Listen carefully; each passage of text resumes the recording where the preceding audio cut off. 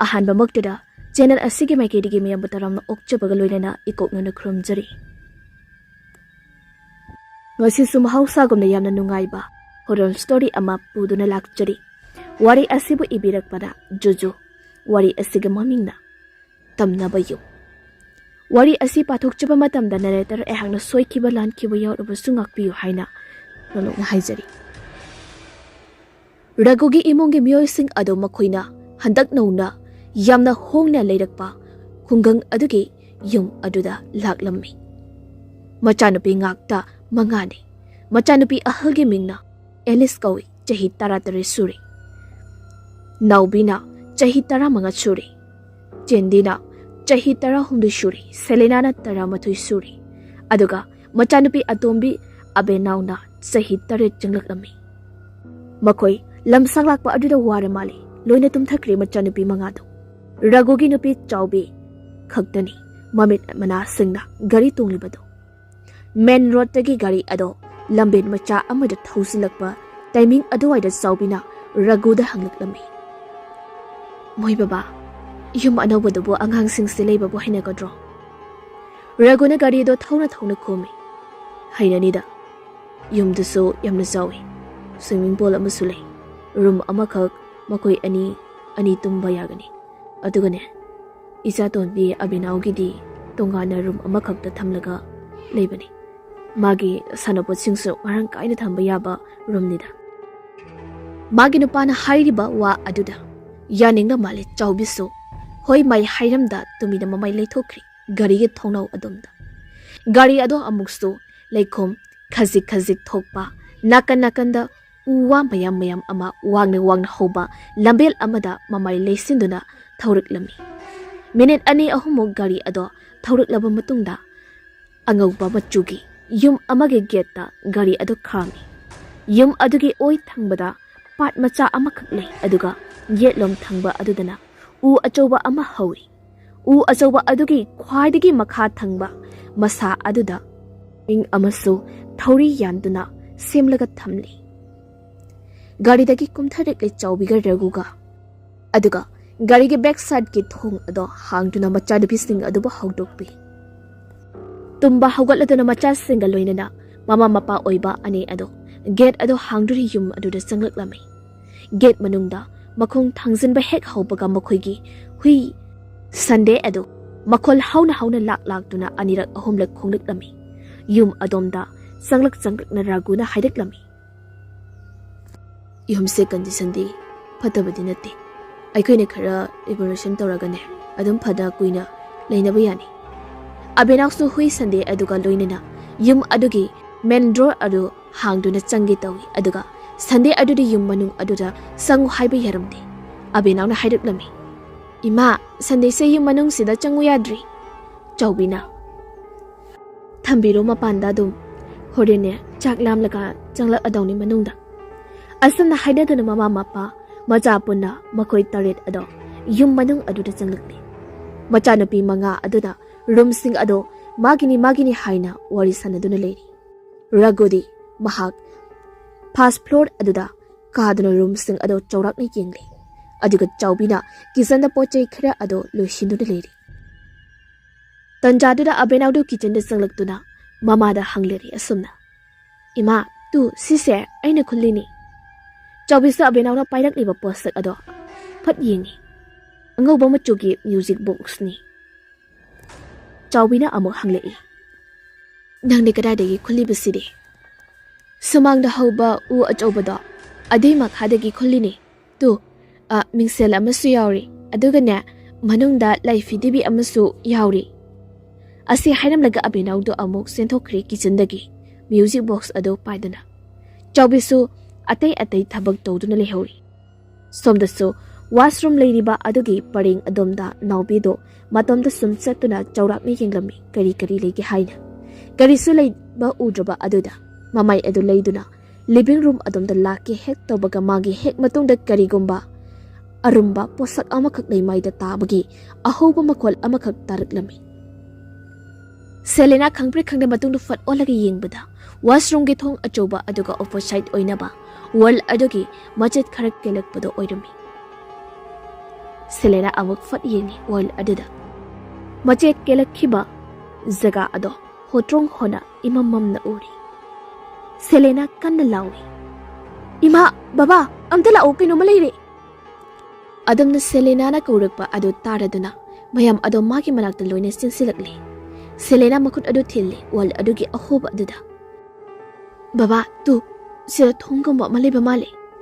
Ragu changlak ahoba machet aduda yengi aduga ahoba adugi atay thangnaba wall kharada mana hogay aduga yengbada hallway gumba sangpham ama leiram raguna hairaknami basement gi changpham oiramali basement gi ne matang se yum asi yolakpa matamda moina kimta hairaktida ingondadi aduga kaigi sangpham asida amu wall khajilaga thamliba chawbida mingonda haidokpa yadaba wa khara leramgani adugini Jendena haidaklami ayamna yeningi manungda kai lege haido Raguna flashlight ama thanduna basement gi changfam aduda sangna haidaklami noi loina leramo namaga igane kumtharaga yengi manungda kai lege na asamna hainana raguga chawbi gado basement gi staircase aduda tabli kummi Raguna mang thana asumna kumtharakpada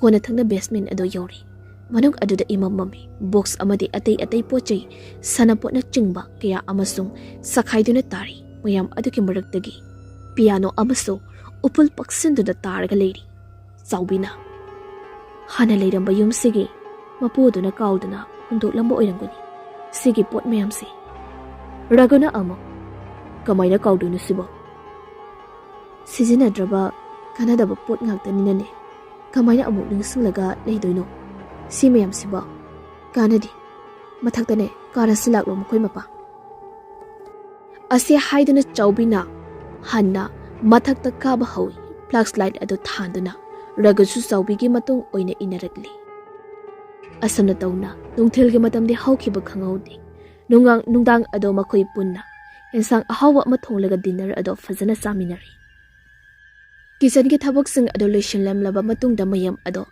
magi room da changduna tumna ba samsari adobu makogi hui Sunday adudi hauzik phawba imung da sangu yada mapalda domak deri chawbiga ragu ga so pathana na ba samsari makogi room aduda sawbina phammung ado pham thana asam hailaklami Sunday se kaino matawri ngasi se imung daga changu usunga yadri adamne khonglega leiri mapanda Ragusu siyard amada famna huigi hauna bini hana leiramba yumdai anauba yum amada hongba dine nongnini di adam khongba bani khangdrida magi khongse kinomi tawi ko mamitaga kaike urabano khangdi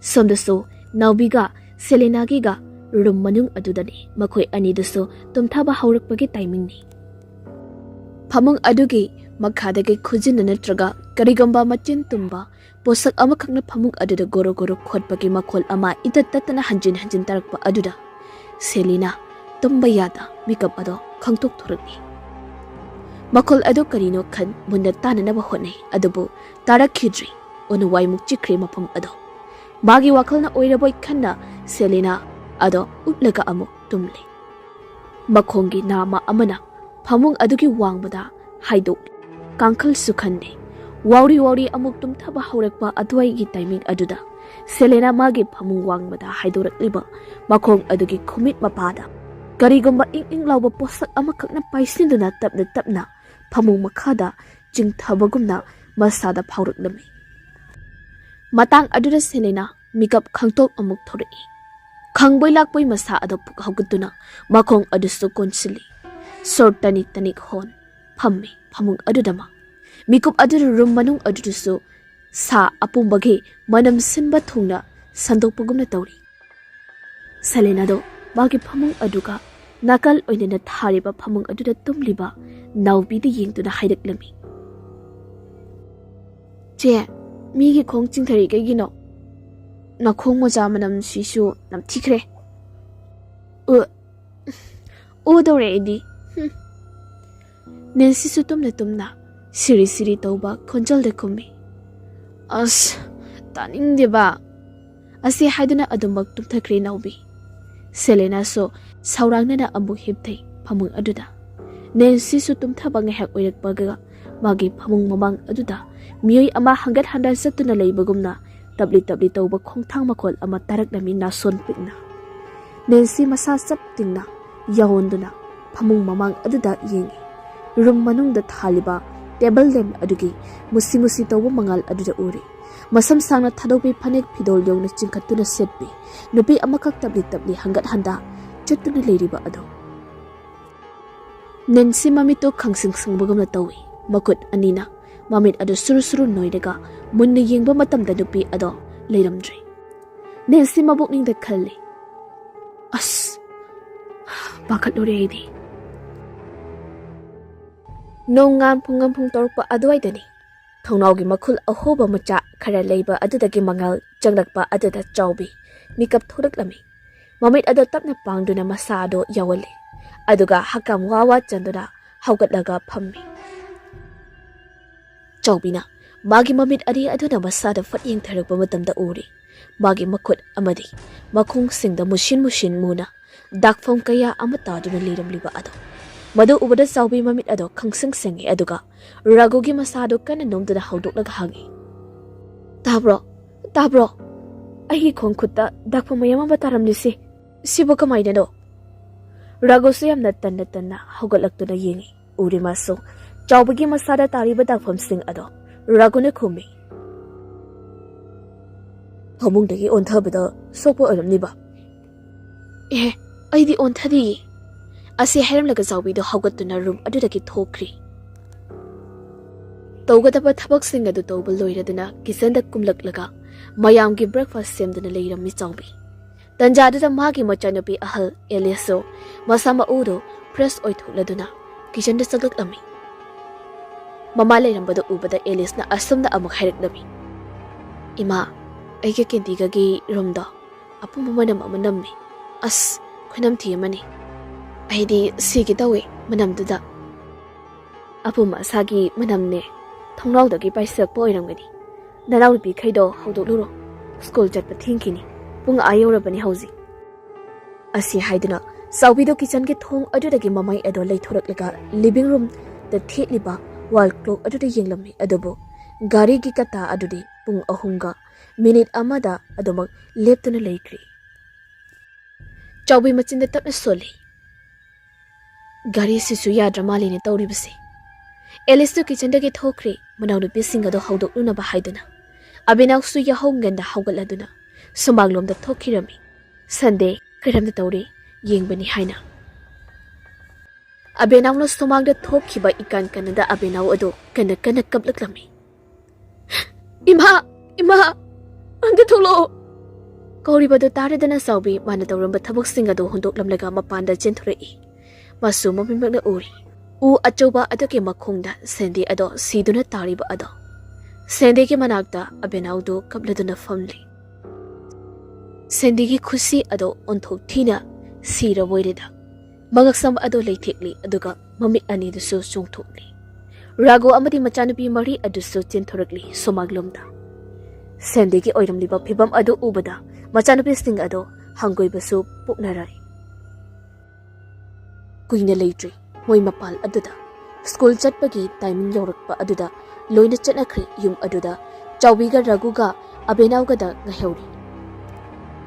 Chaklen charaba loiraba matung raguso thabak amagidamak yum adudagi sathokiba timing ni. Chawbina living room adomda famlaga magi phone aduda karigomba khara yengduna leiringai abenawgi sanapot mayam ama thambaram adomdagi miyoi kharana juja tawna ngurung gangdaduna wangangna bagi makol ado taraklami. Ahan padudi chawbi karisu khalamde adubo makol ado are akham leita hanjin asum tasilaklaba adudadi chawbi masada chingnawa amaka loinada room adomda laklami. Mana changsiliba makai juja tawbagi khonjal ajusu hena hauna mayak singna tarakpagumna tawi. Chawbi thong aduma pandagi gamlauna hangturei.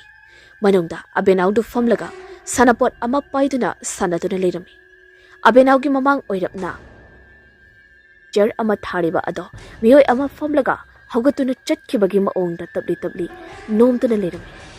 Am chair aduda nomduna leiramba adu ubada chawbi masada chingraba amati foi adubo wakalado tungoinaramlaga ma mochanabegi manakta sangsinduna fammi abenaudu life debi ama paiduna sanarambadage tapna hairaklammi ima aige marup ama lei mamingna riya kawi chawbi ngakna kanano riya haibidi abenau sumana ngarang u achoba aduge makhonegi khulakpa music box aduge madungda yauriba live debi ado mama ada utuna khumi tu mase riya ni mama chawbi su box monung aduda yauriba live debi aduda mundi yini asum ying siliba makai akiba pogla e live debi aduge saktam ado abenau na makha tarak lami tu sidana mo aduga live debi sa masama tonda isai saksarak pani sei do loira gane mingsel sida yengo nangi tungda ko life debi riya lepagane mingsel sida ubani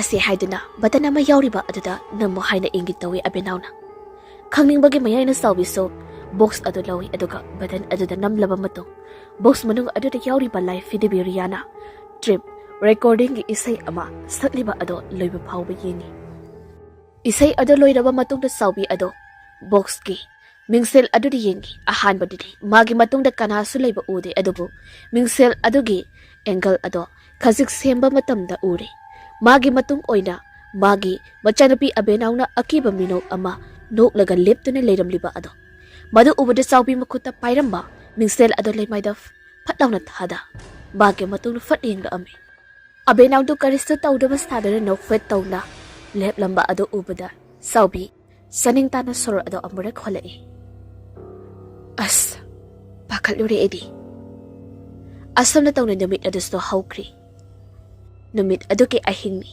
living room da glass ko maposak ama langkhaibagi makhol taba aduda sawbi makeup khangtok thodak lami kana oirabono khana sawbi ado magi room dagi tholak laga living room adomta laklami living room adugi wall da thetpa makogi family photo ado leimai da taduna glass ke frame ado senkop sana kaiduna leiramli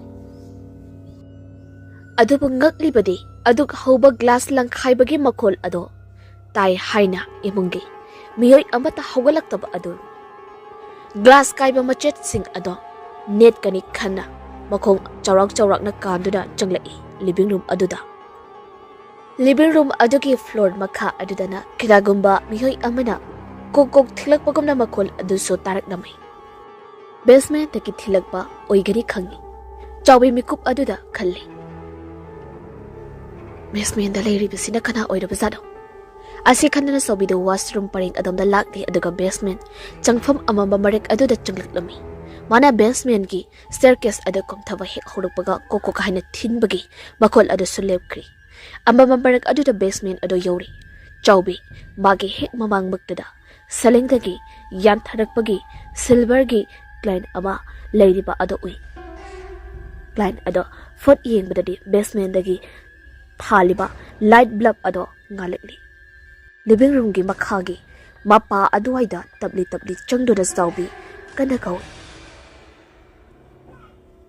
kana leige pakum amata pirakti chingmuk laurakti sawbi ma amuk makhatai kanam khumlak trabanina ai basement ki thongse lonsiluragi ko handak su kanam ta khumlak traba aduda chawbi mamai ado leiduna thorakli aduga staircase adu karak nami staircase ki aruiba matonda thong ama leiriba aduge mapa hek yorukpaga karamna no khangda thong adu gamlauna sapukana hangdorektuna sawbagi masada yeibadagi chawbi staircase aduda phamsi situna ontharei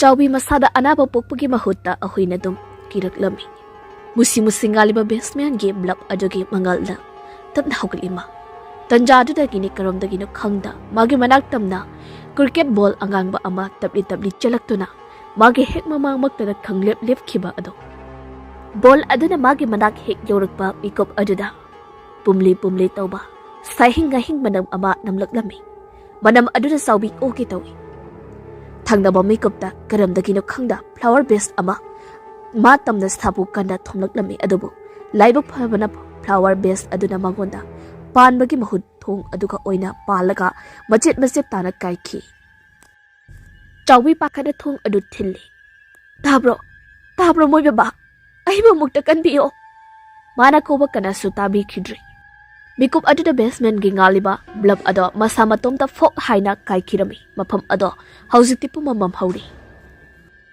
Chaubi thong ado mak thili Moi baba thong sem ta hangbiyo Chaubi magi phanet machida maikhet ama yep kiba ado khangning ning singlak laduna maikhet ado lauthuk laka khili maikhet ado he khetba thangnaba mikup tadi Chaubi magi yet thangba narum moida tung lomdagi mayoy amana tablapna khupakna prok anirak khurakpa ado taraklami Chaubi handakti kiraduna khanglaw lawi khonjal hauna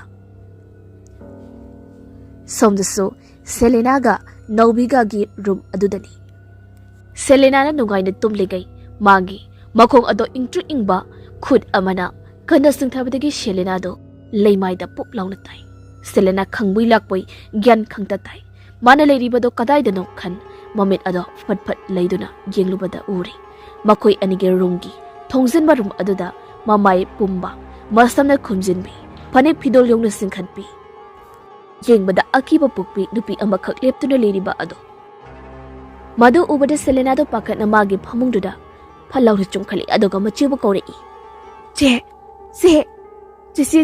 hawgalo Selena gi khunjal ado tabada naubiso mamit ado uirum hawgatuna hangi kedorage amo Selena mamit tuna thongjin marum aduda yingni khombi thongjin marumda leiri naubiso mamit ado khujinduda thongjin marumda munni yingi adubu kana sulaiba udi kana leirige sida kanamta leitida thongjin marumda leiramliba nupi adogi giriba saktam aduna masam marumdagi ngawrok oba mit anina uttuna Selena di yinglakpa ado ubada Selena kapladuna haidaklami aingonda yingli Selena gi matau aduda naubi phamungdagi hawgali aduga thongjin marum adwaida lakami Selena na yengduna leiriba mafam adomda haidaklami tu kemta leite haibasida wa asi haidana naubi du thongjin marum aduda matung onduna leplega Selena da yengduna hairakpani Selena kapna makutna naubigi matungda lepliba satam kairaba nupi aduda makut adu thili nang itungda leirise Selena na adamna hek hairakbaga handakti naubi magi matungda miyoy amana lepagi sahum amak phanglaklami ingtun ingba khut amana magi ngaksam waida tapna nalakpagumna tawba aduda naubi sor ada tanik hunduna mamai adu tapna leiduna magi matungda yengthoraklami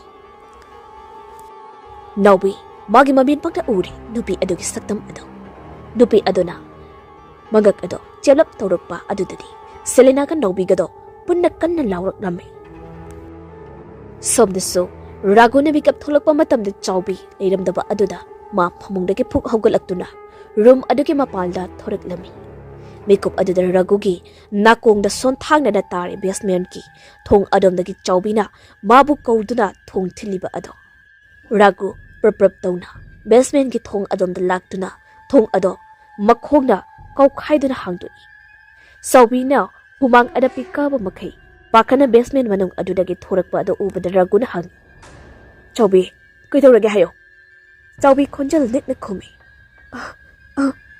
angang singdo amthi hosraw asi haidra Chaubina mang thana prap thoki Ragusu hathu inara e Chaubi ki matungda somdana Alice ka Kendigagi rumdani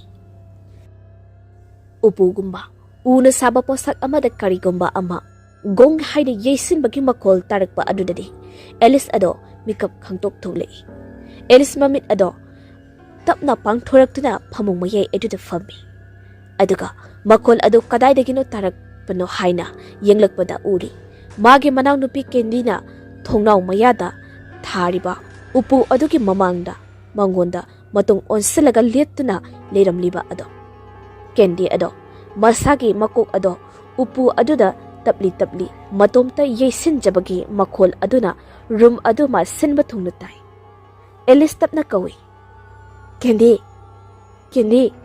kaidoragi nangba Kendi gi asigi maong ase Elistadi angakpa oidi. Maramdi Candy angang oiringedigi hauna. Walking hek tawi adubu chahi manga taruk phari mana somna tawdaba. Matam kuirabagi tungda amuk tawrakpa asidadi haujikti pakhali Elisu. Candy na karisu khumlaktraba aduda Elisto phamungdagi haugatuna Candy gi manakta lakli aduga mananupigi makhut adu tap sambiduna magi phamungda pusilaga hanagumna hifalli. Candy mamiti adumak ushili. Bakuka monga hek samnabaga Candy Chimbaldo khajik lingtuna nok fet tawraga matomta haizari. Soidre loina hatkrani. Mathangi nubitni Sunday oibana nupi maza sing aduso school amata chatnadri yumda makoi suna tillari. Angang sing aduna kitchen da breakfast saduna leirige raguga chawbiga do living room da ori sanarami chawbina. Oi baba tawriba thabak se karino ai gyanam da tadri. Raguna pumnamak singsigi maram amadi soidana lerumgani mama. Chawbina makha tarei maram sadana aikhogi hui sandesu siramba. Selena gana ubi gana ahing de gana laurok. Candy na sahi manga ki matung sleeping walking torok. Aduga ay niya basement manong duda. Lering ito masama tumda look to zakiba. Si mayam se jam badi nati. Aduga hena sathiri badi. Hayri ba thaudok mayam ase. Nung alam day pong ohum. Aday da thok ba thaudok ngagtani. Yam asigi gari kudimakso pong ohum ga minute amada. Loina lep lagalay. Raguna hayrak lami.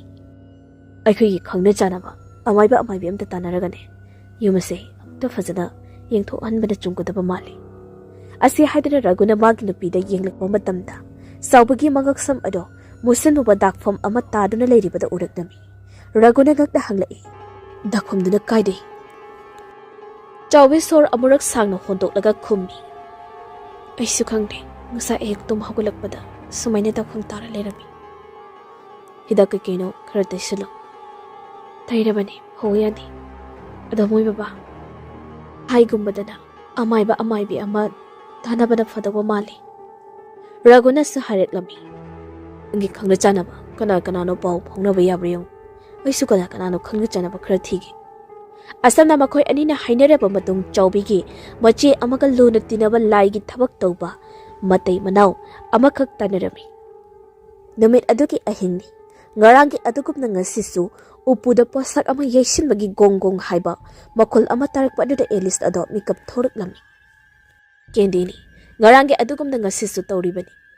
Ahing aduda tarang amada hawgalaga upu aduda mako ado yaisilibani. Manaw nupigi mataw adu ubada elis sor ama sang hontok laga. Phamung adudagi kumthai aduga Candy bu makus samduna puraklaga hanagumna phamungduda hippalle. Madu loiraga Elis do mamay ado leiduna magi phamung adamda lakki hek tobaga karigamba posak ama leimaida tabagi makhol ado tarik lami. Elis pakthaduna Candy gi phamung makha adudi yengi kari posak no khanna adubo kari su leiramdaba aduda ma amu haugalle. Elis na haugalakpa aduda Candy di phamung mayai chabuk aduda phamlaga thongnaw mayagi upu aduda khudomi thinduna lerami. Madu ubada Elis ado khangpek khangi. Candy sumami tu ushin khudomi adona upu adomna thilla sonthangnaba khonjal da hairakami. Ada leire. Madu hairakpa aduda Elis masagi mihul makol ado hauna dang haina chonglak lami. Sor ado tanik honduna Elis na mamay ado tapna leithorak laga yengi. Candy na makhut thilliba maikay adomda. Uri, upu adugi mathagta nupi ama phamduna leiriba ado.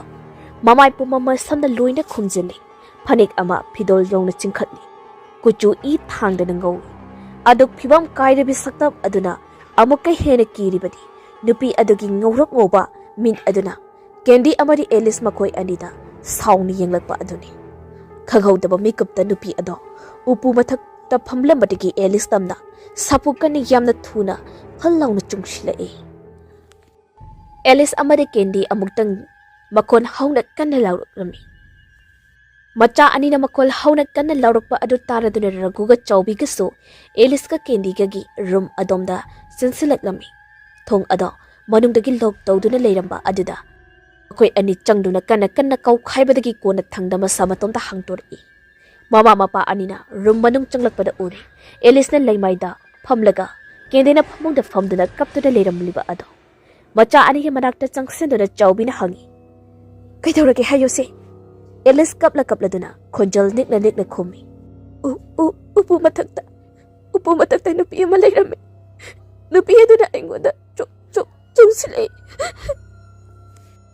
ꯃꯃꯥ ꯃꯄꯥ ꯑꯣꯏꯕ ꯑꯅꯤ ꯑꯗꯣ ꯇꯁꯦꯡꯅ ꯇꯧꯐꯝ ꯈꯪꯗ꯭ꯔꯤ ꯃꯤꯀꯨꯞ ꯑꯁꯤꯗ ꯌꯨꯝ ꯑꯁꯤꯗ ꯊꯣꯛꯂꯤꯕ ꯊꯧꯗꯣꯛ ꯃꯌꯥꯝ ꯑꯁꯦ ꯀꯔꯝꯕ ꯃꯇꯝꯗ ꯂꯣꯏꯒꯅꯤ ꯈꯟꯕꯗ ꯑꯋꯥꯕ ꯑꯃ ꯑꯣꯏꯔꯤ ꯑꯍꯤꯡꯗꯨꯃꯗ ꯆꯥꯎꯕꯤꯒ ꯔꯘꯨꯒꯅ ꯃꯆꯥꯁꯤꯡ ꯑꯗꯨꯒ ꯂꯣꯏꯅꯅ ꯃꯈꯥꯗ ꯒ꯭ꯔꯥꯎꯟ ꯐ꯭ꯂꯣꯔꯗ ꯑꯣꯏꯅ ꯄꯨꯂꯞ ꯂꯩꯃꯤꯟꯅꯗꯨꯅ ꯅꯣꯡꯉꯥꯟꯕ ꯉꯥꯏꯔꯝꯃꯤ ꯎꯆꯤꯟꯅꯆꯤꯟꯅ ꯅꯨꯃꯤꯠ ꯑꯗꯨꯃꯁꯨ ꯍꯧꯈ꯭ꯔꯤ ꯃꯊꯪꯒꯤ ꯅꯨꯃꯤꯠ ꯌꯧꯔꯛꯂꯤ ꯆꯥꯎꯕꯤꯅ ꯉꯔꯥꯡ ꯄꯥꯎ ꯐꯥꯎꯅꯈꯤꯕ ꯂꯥꯏꯒꯤ ꯊꯕꯛ ꯇꯧꯕ ꯃꯇꯩ ꯃꯅꯥꯎ ꯑꯅꯤ ꯑꯗꯨꯁꯨ ꯂꯥꯛꯇꯨꯅ ꯂꯩꯔꯤ ꯃꯈꯣꯏꯒꯤ ꯌꯨꯝꯗ ꯅꯨꯄꯥ ꯑꯗꯨꯅ ꯍꯥꯏꯔꯛꯂꯝꯃꯤ ꯑꯩꯒꯤ ꯃꯤꯡꯗ ꯏꯙꯧ ꯀꯧꯏ ꯑꯗꯨꯒ ꯃꯥꯅ ꯊꯥꯁꯅ ꯑꯁꯦꯡꯕꯒꯤꯗꯤ ꯑꯩꯈꯣꯏꯁꯤ ꯌꯨꯝꯗ ꯊꯕꯛ ꯈꯔ ꯂꯩꯍꯧꯕꯅꯤ ꯑꯗꯨꯒ ꯁꯣꯝꯒꯤ ꯏꯕꯦꯝꯃꯒꯤ ꯅꯆꯦ ꯕꯤꯅꯥꯗ ꯐꯣꯟ ꯇꯧꯔꯛꯂꯒꯅꯦ ꯏꯃꯔꯖꯦꯟꯁꯤꯒꯤꯅꯦ ꯍꯥꯏꯔꯛꯄ ꯑꯗꯨꯗꯅꯦ ꯊꯕꯛ ꯂꯣꯏꯅ ꯍꯨꯟꯗꯣꯛꯂꯝꯂꯒ ꯂꯥꯛꯂꯕꯅꯤ ꯉꯁꯤ ꯍꯦꯛꯇ ꯆꯥꯎꯕꯤꯅ ꯍꯥꯏꯔꯛꯂꯝꯃꯤ ꯊꯥꯒꯠꯆꯔꯤ ꯇꯥꯗ ꯏꯆꯦꯒꯕꯨ ꯂꯤꯚꯤꯡ ꯔꯨꯝꯗꯅꯦ ꯐꯝꯁꯤꯜꯂꯥꯎ ꯑꯩ ꯆꯥ ꯂꯣꯜꯂꯛꯀꯦ ꯑꯗꯨꯒ ꯊꯛꯅ ꯊꯛꯅ ꯋꯥꯔꯤ ꯁꯥꯁꯤ ꯑꯁꯝꯅ ꯍꯥꯏꯅꯗꯨꯅ ꯌꯨꯝ ꯃꯅꯨꯡꯗꯨꯗ ꯄꯨꯂꯞ ꯐꯝꯃꯤ ꯃꯈꯣꯏꯁꯤꯡ ꯑꯗꯨ ꯆꯥꯎꯕꯤꯅ ꯆꯥ ꯂꯣꯜꯂꯗꯨꯅ ꯄꯨꯊꯣꯔꯛꯂꯤ ꯃꯈꯣꯏ ꯄꯨꯟꯅ ꯊꯛꯃꯤꯟꯅꯔꯤ ꯑꯗꯨꯒ ꯔꯘꯨ ꯑꯃꯗꯤ ꯆꯥꯎꯕꯤ ꯃꯈꯣꯏ ꯑꯅꯤꯅ ꯋꯥꯔꯤ ꯄꯨꯝꯕꯗꯨ ꯂꯤꯗꯨꯅ ꯈꯪꯍꯜꯂꯤ ꯋꯥꯔꯤ ꯑꯗꯨ ꯂꯤꯕ ꯂꯣꯏꯔꯛꯄꯗ ꯊꯥꯁꯅꯥꯅ ꯍꯥꯏꯔꯝꯃꯤ ꯅꯪꯒꯤ ꯌꯨꯝꯁꯤꯗ ꯊꯣꯛꯂꯤꯕ ꯊꯕꯛ ꯃꯌꯥꯝꯁꯦ ꯉꯥꯛꯊꯣꯛꯄ ꯑꯔꯥꯏꯕ ꯊꯕꯛꯇꯤ ꯑꯣꯏꯔꯣꯏꯗꯧꯔꯤ ꯑꯗꯨꯕꯨ ꯑꯩꯈꯣꯏ ꯉꯝꯅꯅꯕ ꯍꯣꯠꯅꯒꯤ ꯃꯔꯦꯛ ꯑꯁꯤꯗ ꯑꯍꯤꯡ ꯑꯃꯗꯤ ꯑꯩꯒ ꯑꯩꯒꯤ ꯏꯄꯨꯔꯣꯏꯕꯒ ꯅꯪꯒꯤ ꯌꯨꯝ ꯑꯁꯤꯗ ꯂꯦꯛꯄ ꯇꯥꯔꯤ ꯉꯁꯤꯗꯤ ꯅꯠꯇꯦ ꯍꯌꯦꯡ ꯑꯣꯏꯅ ꯂꯦꯛꯄꯅ ꯐꯒꯅꯤ ꯈꯜꯂꯤ ꯏꯙꯧꯅ ꯃꯥꯒꯤ ꯅꯨꯄꯤꯗ ꯍꯥꯏꯔꯝꯃꯤ ꯑꯉꯥꯡꯗꯤ ꯀꯃꯥꯏꯅ ꯇꯧꯕꯅꯣ ꯏꯃꯥꯒ ꯐꯖꯅ ꯂꯩꯌꯣꯅ ꯍꯥꯏꯈ꯭ꯔꯒꯦ ꯋꯥꯔꯤ ꯁꯥꯟꯅꯕ ꯂꯣꯏꯔꯕ ꯃꯇꯨꯡꯗ ꯏꯙꯧꯒ ꯊꯥꯁꯅꯥꯒꯗꯨ ꯌꯨꯝ ꯑꯗꯨꯒꯤ ꯃꯅꯨꯡ ꯑꯃꯗꯤ ꯃꯄꯥꯟꯒꯤ ꯑꯀꯣꯏꯕꯁꯤꯡ ꯑꯗꯨ ꯆꯥꯎꯔꯥꯛꯅ ꯆꯠꯇꯨꯅ ꯌꯦꯡꯂꯝꯃꯤ ꯊꯥꯁꯅꯥꯅ ꯍꯥꯏꯔꯤꯕ ꯃꯥꯒꯤ ꯅꯨꯄꯥ ꯏꯙꯧꯗ ꯇꯥꯃꯣ ꯑꯩꯅ ꯈꯟꯕꯗ ꯊꯣꯛꯂꯤꯕ ꯊꯧꯗꯣꯛ ꯄꯨꯝꯅꯃꯛꯁꯤꯒꯤ ꯍꯧꯔꯛꯐꯝꯁꯦ ꯕꯦꯁꯃꯦꯟ ꯑꯁꯤꯅ ꯑꯣꯏꯒꯗꯕ ꯃꯥꯜꯂꯤ ꯏꯙꯧꯅ ꯑꯃꯨꯛ ꯍꯥꯏꯔꯛꯂꯝꯃꯤ ꯑꯗꯨꯗꯤ ꯃꯅꯨꯡꯗ ꯍꯥꯏꯐꯦꯠ ꯆꯪꯂꯒ ꯌꯦꯡꯁꯤꯔꯥ ꯊꯥꯁꯅꯥꯅ ꯈꯨꯝꯃꯤ ꯑꯩꯈꯣꯏ ꯑꯅꯤ ꯆꯪꯕꯗꯤ ꯌꯥꯔꯣꯏ ꯑꯩꯅ ꯍꯥꯟꯅ ꯆꯪꯂꯒꯅꯦ ꯌꯦꯡꯒꯤ ꯑꯁꯨꯝꯅ ꯍꯥꯏꯔꯕ ꯃꯇꯨꯡꯗ ꯊꯥꯁꯅꯥ ꯌꯨꯝ ꯑꯗꯨꯒꯤ ꯕꯦꯁꯃꯦꯟꯗ ꯃꯇꯣꯝꯇ ꯀꯨꯝꯂꯛꯂꯝꯃꯤ ꯏꯃꯝ ꯃꯝꯕ ꯃꯉꯥꯜ ꯑꯝꯇ ꯐꯪꯗꯕ ꯕꯦꯁꯃꯦꯟ ꯑꯗꯣ ꯍꯦꯛ ꯌꯧꯕꯒ ꯊꯥꯁꯅꯥ ꯃꯃꯤꯠ ꯑꯗꯨ ꯆꯦꯖꯦꯠ ꯎꯏꯁꯤꯜꯂꯦ ꯑꯗꯨꯒ ꯃꯥꯒꯤ ꯋꯥꯈꯜꯗ ꯑꯃꯗꯤ ꯃꯀꯣꯛꯇ ꯀꯔꯤ ꯀꯔꯤ ꯕꯤꯖꯜ ꯂꯥꯛꯑꯦ ꯍꯥꯏꯅ ꯐꯖꯅ ꯃꯦꯗꯤꯇꯦꯁꯟ ꯇꯧꯔꯝꯃꯤ ꯃꯤꯀꯨꯞ ꯑꯗꯨꯗ ꯊꯥꯁꯅꯥꯅ ꯃꯅꯥꯀꯣꯡꯗꯨꯗ ꯇꯥꯔꯛꯂꯝꯃꯤ ꯑꯍꯜ ꯑꯃꯗꯤ ꯑꯉꯥꯡꯁꯤꯡꯅ ꯇꯦꯡꯊꯥꯅ ꯑꯣꯏꯅꯅ ꯊꯃꯣꯏ ꯁꯣꯛꯅ ꯀꯞꯄꯒꯤ ꯃꯈꯣꯜ ꯈꯔ ꯑꯄꯨꯝ ꯑꯁꯥ ꯑꯃꯗꯤ ꯁꯥꯍꯤꯡ ꯉꯥꯍꯤꯡꯒꯤ ꯃꯅꯝꯁꯨ ꯊꯥꯁꯅꯥꯒꯤ ꯅꯥꯇꯣꯟꯗ ꯐꯥꯎꯔꯛꯏ ꯊꯥꯁꯅꯥ ꯁꯣꯔ ꯑꯗꯣ ꯑꯃꯨꯔꯛ ꯁꯥꯡꯅ ꯍꯣꯟꯗꯣꯛꯂꯒ ꯕꯦꯁꯃꯦꯟꯇꯒꯤ ꯑꯃꯨꯛ ꯀꯥꯔꯛꯂꯤ ꯕꯦꯁꯃꯦꯟꯒꯤ ꯆꯪꯐꯝ ꯑꯗꯨꯗ ꯏꯙꯧꯅ ꯃꯥꯕꯨ ꯉꯥꯏꯗꯨꯅ ꯂꯩꯔꯝꯃꯤ ꯏꯙꯧ ꯎꯕꯗ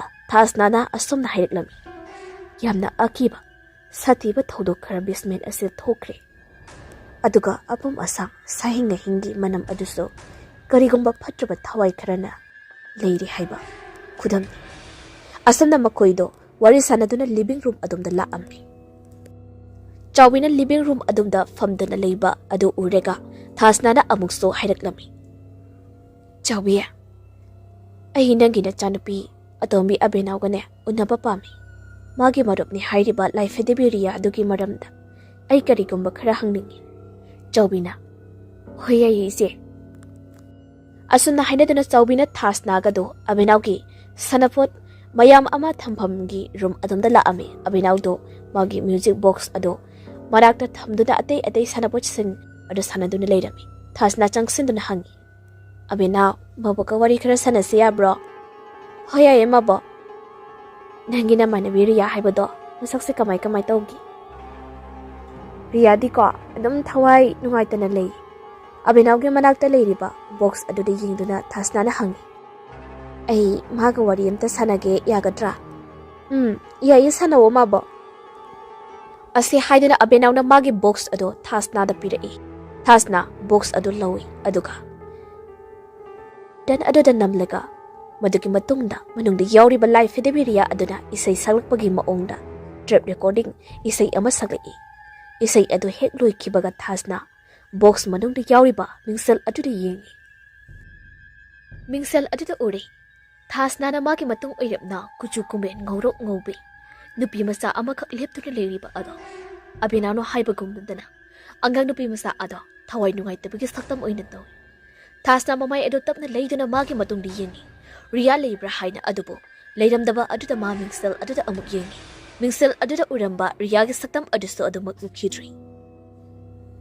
Abinago wari sanaba loiraduna thasna do thorak lami. Aduga living room aduda famduna. Idawga punna lai khoirambagi maramda wakare khanaduna leirami.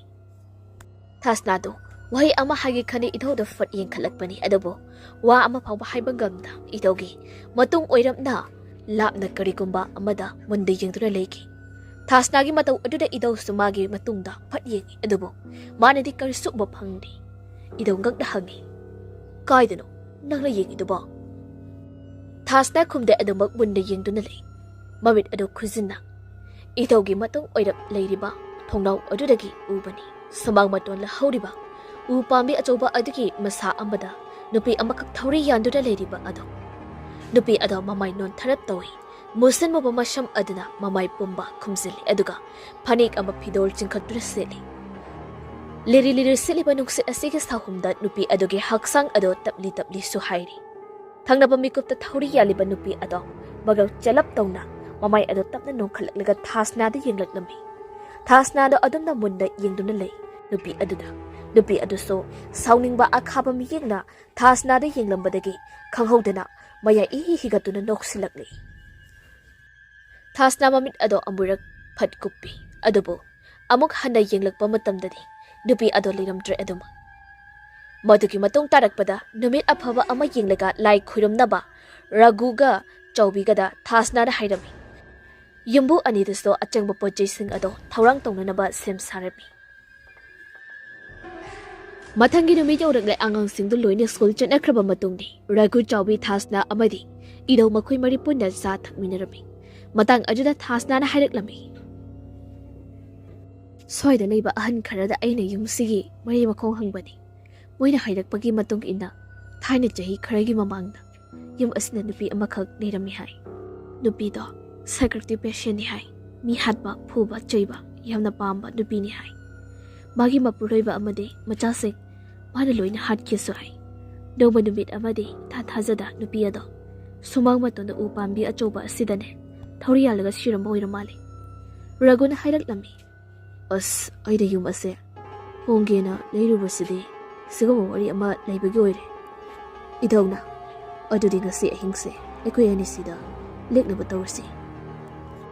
Asamna hainaduna thasnaga idawgado yum aduda leknanaba sem saba loini. Numidang tarakpa aduda chawbina kichanda dinner sem sarami. Raguga idawgana wari sanaduna sumleiri. Aduga thasna na beshan adomda hairap chatuna kari jinglanigai oiba thodok thoe haina yenglami. Asamna thasna na basement gi thong manakta chatuna leirigai thazadana basement gi thong ado tabda hangtori. Thasna thinthaba tawda basement gi thong ado fazana hangtokli. Aduga makada basement mathakta kumtharaklami. Thasna na hailaklami. Thawai mire nang amalai haibagi khudam aigonda piro. Nadik leirabadi aigi magna thorau. Adubo chikmuk laurukti makhol amata thorakti. Madudagi thasna su mamai don leiduna chake hek tawbaga karomdagi no khangda nungsit ki sahum ama phangliklami magi masada. Nungsit ki sahum aduna thasna gi magi masada yipliba phi ado tapna humdokhi. Aduga mangondagi khara sathoklaga phi ado miyoibagi sabanabagi saktam lauduna leptuna leiki. Thasna ngakna yengduna lei phi aduda thangnaba mikupta nungsit ki akanba CHAPHU amaga loinana basement ki kachin amada phat paisinki. Thasna sur ado tabetapna hole aduga thinthaba tawda basement tagi prap thoraklami. Dinner toknaba matungni idoga thasna gado sumang matongi upambi achoba adugi makhongda hairap satuna kari khudam sangdam phangi haidi thirami. Wari sana thasna na phat yum lomda yenglakpa matamda uri. Ragu amudi sawi makhoi anigi room gi thongnaw manakta nupi amakak leptuna thasna mangonda mamit ado khana sauna yengduna leiramliba ado room manung ado maina ngana thanba maramna thasna na nupi ado mayaksing ui upami achoba aduda thori yanduna leikhiramba nupi ado magni haujek thasna na uriba adusu thasna sumoda yengi nupi adogi kiraba saktam aduda nupi aduso thasna na karimdana lokfet tawbugumda tawri madudage thasna na pakhada idauda hairaknami tamo thawai de yum manung da leiri asana haiduna makhoi ani to hathu tawna prap yum manung aduda sangsilaklami makhoi ani na living room ado hek yaubuga uri staircase adugi mayai oina kendina mamido ushilaga leptuna leiramliba ado thasna mamit ado lauthokna kendi lomdi yengi kendi gi nakanda leplibi phatrabi thawai miril adugi thasna nattaba atopa misak amatani udri kendi gi nakanda lepliba yengbada akiba phanglabi nupi adugi saktamdo thasna machinda laison sonduna kendi gi manak tamna changsinba hawi mana khongthang ani ahum thangba hek hobaga kendi do mamit khangpang pangi aduga sawagi saktamda maya launa kaduna thasna da chiklake tawi aduga thasna gi masa sokpangamda kendi ado tunglomda hallaga susinduna tai thasna prap kendi gi manakta changsile aduga kendi gi makokta maki makhut ado yet aduna thamduna laisol kana solaba matung nihaki matung kendi gyan mangna leimaida purup haina taki mahi ragu amadi sawiso langna ribat do taraduna hauganarani kendi gi manakta changsalakuna kendi bo konsili mikup aduda basement lomda kanago mamiyot amana sadra tawduna sauna gumgong satpagi khongthang makul adu tarakpa aduda thasnan hairami ai basement da yegluki nakhoi kendi bo chaksina senaram wasi haram laga thasna do hatu tawna basement adomda la ame aduga basement gi thong ado hangdu da makhada kumlai thasna basement hek yobaga khongthang makul taramba ado chaplepkri thasna na wa ama haige khanna maya hek ka tokpaga magi matung oiramna dupi amara thamoi sona hek launa kapagi makul ado taraklami thasna matung fat onri yengi uri mangodagi fit aribuk lapna nupi amakha mangoda matung onsidura leplaga leiriba ado nupi adugi makhut oidana angang nupi macha amagi makhut sami aduga makhut yedudana I tairaba thang sori amasu pairi nupi adok kapladuna hairi agang nupi masa aduda ahina nati mana aigi sabu aina namduna halan bani thangnaba mikup da nupi ado kapatoki aduga amuk sutapna sonthana na haije ai kapayade aina kapagi ma soidina takini aduna hena akoibada awaba takini thangnaba mikup da nupi aduna agang nupi macha aduga mangkri mikup ado maktada thasna magi masada tung oina karigumba arumba posak amakak leimaida tarakpagi makhol tariklami aduga second ama ani kanariga miyoi abada magi manakta tapli changsilakpagi khongthang makhol stu tarai thasna sordo tani hon mamai ado tapna leithoi magi hek mamang maktada leptuna leirami hatrabi thawai mirel ado saktam kairabi nupi ado seleng mathaktagi thori yanduna leibani thasna lomda matung olsinba oina nupi adogi saktam thasna na ubangam lamde thangnaba mikupta tapna nupi ado masapulap thasna lomda onsilakami aduga amubo masambarak adudagi nupi ado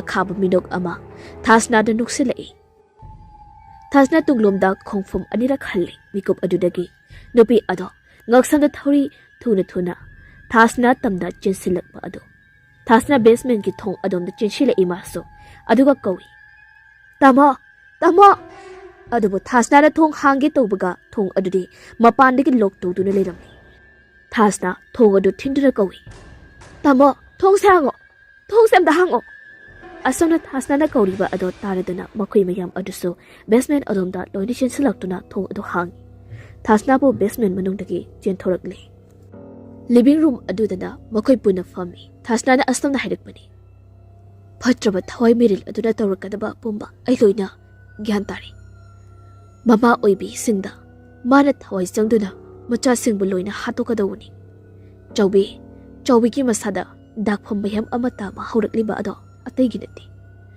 ꯃꯥꯒꯤ ꯃꯁꯥꯗ ꯐꯠꯇ꯭ꯔꯕ ꯊꯋꯥꯏ ꯃꯤꯔꯦꯟ ꯑꯗꯨꯅ ꯆꯪꯅꯕ ꯍꯣꯠꯅꯔꯛꯄ ꯑꯗꯨꯒꯤ ꯈꯨꯗꯝꯅꯤ ꯀꯩꯒꯨꯝꯕ ꯆꯥꯎꯕꯤꯒꯤ ꯃꯁꯥꯗ ꯊꯋꯥꯏ ꯃꯤꯔꯦꯜ ꯑꯗꯣ ꯆꯪꯈꯤꯕ ꯊꯣꯛꯂꯕꯗꯤ ꯆꯥꯎꯕꯤꯒꯤ ꯃꯈꯨꯠꯃꯛꯅ ꯃꯥꯒꯤ ꯃꯆꯥꯁꯤꯡ ꯑꯃꯗꯤ ꯃꯄꯨꯔꯣꯏꯕ ꯌꯥꯎꯅ ꯂꯣꯏꯅ ꯇꯨꯝꯅ ꯍꯥꯠꯈꯤꯅꯤ ꯑꯗꯨꯅ ꯍꯌꯦꯡ ꯑꯌꯨꯛ ꯑꯉꯟꯕꯗ ꯄ꯭ꯔꯞ ꯂꯥꯏ ꯈꯣꯏꯔꯝꯅꯕ ꯇꯧꯁꯤ ꯊꯥꯁꯅꯥꯒꯤ ꯋꯥꯔꯤ ꯑꯗꯣ ꯃꯌꯥꯝ ꯇꯨꯃꯤꯟꯅ ꯂꯣꯏꯅ ꯇꯥꯔꯤ ꯇꯥꯂꯛ ꯑꯗꯨꯗ ꯁꯦꯂꯦꯅꯥꯒꯤ ꯃꯁꯝ ꯑꯗꯣ ꯃꯁꯥ ꯃꯇꯣꯝꯇ ꯆꯞ ꯌꯨꯡꯈꯠꯈꯤꯕ ꯑꯗꯣ ꯅꯥꯎꯕꯤꯅ ꯍꯥꯟꯅ ꯎꯔꯤ ꯅꯥꯎꯕꯤ ꯄꯥꯈꯠꯅ ꯀꯧꯔꯛꯏ ꯆꯦ ꯁꯦꯂꯤꯅꯥ ꯑꯗꯣꯝꯅ ꯅꯥꯎꯕꯤꯅ ꯍꯦꯛ ꯀꯧꯕꯒ ꯊꯪꯅꯕ ꯃꯤꯀꯨꯞꯇ ꯁꯦꯂꯦꯅꯥ ꯑꯗꯣ ꯀꯅꯥꯒꯨꯝꯕ ꯁꯛꯎꯗꯕ ꯃꯤꯑꯣꯏ ꯑꯃꯈꯛꯅ ꯃꯁꯝ ꯑꯗꯣ ꯂꯥꯛꯇꯨꯅ ꯆꯤꯡꯈꯤꯕꯒꯨꯝꯅ ꯃꯥꯒꯤ ꯃꯁꯥꯗꯣ ꯋꯥꯜꯗ ꯁꯣꯔꯣ ꯆꯤꯡꯗꯨꯅ ꯆꯠꯈꯤ ꯁꯦꯂꯦꯅꯥ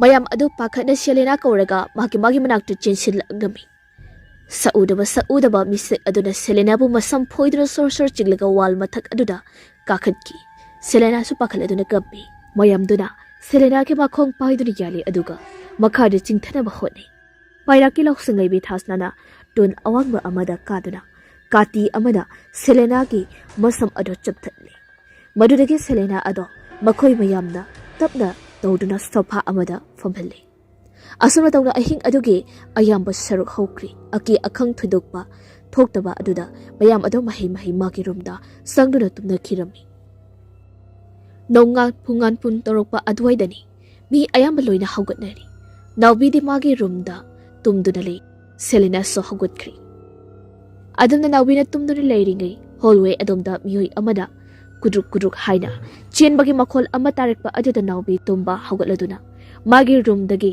ꯊꯣꯔꯛꯇꯨꯅ ꯍꯣꯜꯋꯦ ꯑꯗꯣꯝꯗ ꯂꯥꯛꯑꯝꯃꯤ ꯅꯥꯎꯕꯤꯅ ꯀꯧꯏ ꯏꯃꯥ ꯕꯕꯥ ꯑꯗꯨꯕꯨ ꯀꯅꯥꯁꯨ ꯃꯥꯒꯤ ꯄꯥꯎꯈꯨꯝ ꯄꯤꯔꯛꯇꯦ ꯅꯥꯎꯕꯤ ꯑꯃꯨꯛꯁꯨ ꯀꯧꯏ ꯏꯃꯥ ꯕꯕꯥ ꯅꯣꯏ ꯀꯥꯏꯗ ꯂꯩꯒꯦ ꯍꯧꯖꯤꯛꯇꯤ ꯁꯦꯡꯅ ꯅꯥꯎꯕꯤ ꯌꯥꯝꯅ ꯀꯤꯔꯛꯂꯝꯃꯤ ꯄ꯭ꯔꯞ ꯇꯧꯅ ꯃꯁꯥꯒꯤ ꯔꯨꯝ ꯑꯗꯨꯗ ꯆꯦꯟꯁꯤꯜꯂꯛꯇꯨꯅ ꯊꯣꯡ ꯑꯗꯨ ꯂꯣꯛ ꯇꯧꯁꯤꯜꯂꯤ ꯊꯣꯡ ꯑꯗꯣ ꯍꯦꯛ ꯂꯣꯛ ꯇꯧꯕꯒ ꯃꯄꯥꯟꯗꯒꯤ ꯊꯣꯡ ꯑꯗꯨ ꯀꯅꯥꯒꯨꯝꯕ ꯃꯤꯁꯛ ꯑꯃꯅ ꯀꯟꯅ ꯊꯤꯜꯂꯛꯂꯝꯃꯤ ꯅꯥꯎꯕꯤ ꯀꯞꯂꯗꯨꯅ ꯔꯨꯝ ꯃꯅꯨꯡꯗꯒꯤ ꯀꯧꯏ ꯏꯃꯥ ꯕꯕꯥ ꯅꯥꯎꯕꯤꯅ ꯀꯞꯂꯒ ꯀꯧꯔꯤꯕ ꯑꯗꯨ ꯇꯥꯔꯗꯨꯅ ꯆꯥꯎꯕꯤꯁꯨ ꯀꯤꯆꯟꯗꯒꯤ ꯄ꯭ꯔꯞ ꯇꯧꯅ ꯆꯦꯟꯈꯠꯂꯛꯏ ꯑꯗꯨꯒ ꯊꯣꯡ ꯑꯗꯨ ꯊꯤꯟꯗꯨꯅ ꯀꯧꯏ ꯅꯥꯎꯕꯤ ꯁꯦ ꯊꯣꯡ ꯍꯥꯡꯉꯨ ꯃꯃꯥꯅꯤ ꯃꯃꯥ ꯊꯣꯡ ꯁꯥꯡꯕ ꯌꯥꯗ꯭ꯔꯦ ꯊꯪꯅꯕ ꯃꯤꯀꯨꯞꯇ ꯅꯥꯎꯕꯤꯅ ꯂꯩꯔꯤꯕ ꯔꯨꯝ ꯑꯗꯨꯒꯤ ꯃꯅꯨꯡꯗ ꯎꯅꯨꯋꯥꯏꯃꯨꯛ ꯆꯤꯛꯈ꯭ꯔꯦ ꯃꯈꯣꯟ ꯃꯋꯥ ꯑꯃꯠꯇ ꯇꯥꯈꯤꯗ꯭ꯔꯤ ꯅꯥꯎꯕꯤ ꯆꯤꯡꯅꯕ ꯑꯃꯒ ꯂꯣꯏꯅꯅ ꯃꯃꯤꯠ ꯑꯗꯨ ꯇꯞꯅ ꯂꯩꯗꯨꯅ ꯃꯥꯒꯤ ꯇꯨꯡꯂꯣꯝꯗ ꯌꯦꯡꯊꯣꯛꯂꯛꯂꯝꯃꯤ ꯃꯤꯀꯨꯞ ꯑꯗꯨꯗ ꯅꯥꯎꯕꯤꯒꯤ ꯃꯃꯤꯠ ꯑꯅꯤꯗꯨꯅ ꯎꯔꯤ ꯃꯥꯒꯤ ꯐꯃꯨꯡ ꯃꯃꯥꯡ ꯑꯗꯨꯗ ꯔꯣꯀꯤꯡ ꯆꯤꯌꯔꯗ ꯅꯨꯄꯤ ꯑꯃꯈꯛ ꯐꯝꯗꯨꯅ ꯂꯩꯔꯝꯂꯤꯕ ꯑꯗꯣ ꯅꯨꯄꯤ ꯑꯗꯣ ꯃꯃꯤꯠ ꯎꯁꯤꯜꯂꯝꯕꯗꯒꯤ ꯇꯞꯅ ꯄꯥꯡꯗꯨꯅ ꯅꯥꯎꯕꯤꯒꯤ ꯃꯤꯠ ꯑꯅꯤꯗ ꯃꯨꯟꯅ ꯌꯦꯡꯂꯛꯂꯝꯃꯤ ꯃꯗꯨꯗꯒꯤ ꯅꯥꯎꯕꯤ ꯃꯈꯣꯜ ꯍꯧꯅ ꯀꯟꯅ ꯂꯥꯎꯔꯛꯂꯝꯃꯤ ꯊꯪꯅꯕ ꯃꯤꯀꯨꯞꯇ ꯔꯨꯝ ꯑꯗꯨꯒꯤ ꯊꯣꯡꯁꯨ ꯃꯁꯥ ꯃꯇꯣꯝꯇ ꯍꯥꯡꯗꯣꯛꯆꯗꯨꯅ ꯆꯥꯎꯕꯤ ꯄꯥꯈꯠꯅ ꯔꯨꯝ ꯃꯅꯨꯡ ꯑꯗꯨꯗ ꯆꯦꯟꯁꯤꯜꯂꯛꯇꯨꯅ ꯅꯥꯎꯕꯤꯕꯨ ꯀꯣꯟꯁꯤꯟꯕꯤ ꯎꯆꯤꯟꯅꯥꯆꯤꯟꯅ ꯊꯥꯁꯅꯥꯅ ꯁꯤꯟꯗꯨꯅ ꯂꯥꯏ ꯈꯣꯏꯔꯝꯅꯕ ꯁꯦꯝ ꯁꯥꯔꯤ ꯆꯪꯒꯗꯕ ꯄꯣꯠꯆꯩꯁꯤꯡꯁꯨ ꯂꯣꯏꯅ ꯊꯧꯔꯥꯡ ꯇꯧꯕ ꯂꯣꯏꯔꯤ ꯐꯠꯇ꯭ꯔꯕ ꯊꯋꯥꯏ ꯃꯤꯔꯦꯜ ꯑꯗꯣ ꯑꯗꯨꯛꯀꯤ ꯃꯇꯤꯛ ꯃꯄꯥꯡꯒꯜ ꯀꯜꯂꯕꯁꯨ ꯑꯐꯕ ꯃꯤꯒꯤ ꯃꯥꯡꯗ ꯀꯌꯥꯝ ꯀꯨꯏꯅ ꯂꯦꯞꯄ ꯉꯝꯒꯅꯤ ꯍꯥꯏꯅꯕ ꯂꯩ ꯍꯨꯔꯥꯟꯕꯒꯤ ꯇꯔꯥꯅꯤ ꯃꯄꯨꯒꯤ ꯅꯣꯡꯃ ꯍꯥꯏꯅ ꯉꯁꯤꯗꯤ ꯐꯠꯇ꯭ꯔꯕ ꯊꯋꯥꯏ ꯃꯤꯔꯦꯜ ꯑꯗꯨꯒꯤ ꯑꯔꯣꯏꯕ ꯃꯇꯝ ꯑꯣꯏꯔꯛꯂꯤ ꯊꯥꯁꯅꯥꯒꯤ ꯃꯌꯥꯛ ꯀꯜꯂꯕ ꯂꯥꯏꯁꯣꯟꯁꯤꯡ ꯑꯗꯨꯒꯤ ꯃꯌꯥꯏꯅ ꯊꯋꯥꯏ ꯃꯤꯔꯦꯜ ꯑꯗꯣ ꯃꯐꯝ ꯑꯗꯨꯗ ꯂꯩꯕ ꯒꯝꯗ ꯑꯗꯨꯃꯛ ꯃꯩꯈꯨ ꯑꯣꯏꯅ ꯄꯥꯏꯈ꯭ꯔꯤ ꯑꯃꯨꯛ ꯍꯟꯅ ꯃꯈꯣꯏꯗ ꯆꯩꯅꯥ ꯆꯩꯊꯦꯡ ꯄꯤꯔꯛꯂꯔꯣꯏ ꯍꯥꯏꯕꯒꯤ ꯊꯥꯖꯕ ꯄꯤꯔꯝꯂꯒ ꯑꯁꯨꯝꯅ ꯇꯧꯅ ꯂꯥꯏ ꯈꯣꯏꯔꯝꯕ ꯑꯗꯨꯁꯨ ꯃꯥꯏ ꯄꯥꯛꯅ ꯂꯣꯏꯁꯤꯟꯕ ꯉꯝꯂꯦ ꯅꯨꯃꯤꯠ ꯑꯗꯨꯗꯒꯤ ꯍꯧꯅ ꯔꯘꯨ ꯑꯃꯗꯤ ꯆꯥꯎꯕꯤꯒꯤ ꯏꯃꯨꯡ ꯃꯅꯨꯡ ꯑꯗꯨꯁꯨ ꯏꯪꯅ ꯆꯤꯛꯅ ꯄꯥꯟꯕ ꯉꯝꯈ꯭ꯔꯤ ꯃꯇꯥꯡ ꯑꯁꯤꯗ ꯋꯥꯔꯤ ꯑꯁꯤ ꯄꯥꯊꯣꯛꯆꯕ ꯂꯣꯏꯖꯔꯤ ꯋꯥꯔꯤ ꯑꯁꯤ ꯄꯥꯊꯣꯛꯆꯕ ꯃꯇꯝꯗ ꯁꯣꯏꯈꯤꯕ ꯂꯥꯟꯈꯤꯕ ꯌꯥꯎꯔꯕꯁꯨ ꯃꯌꯥꯝꯅ ꯉꯥꯛꯄꯤꯌꯨ ꯍꯥꯏꯅ ꯏꯀꯣꯛꯅꯅ ꯈꯨꯔꯨꯝꯖꯔꯤ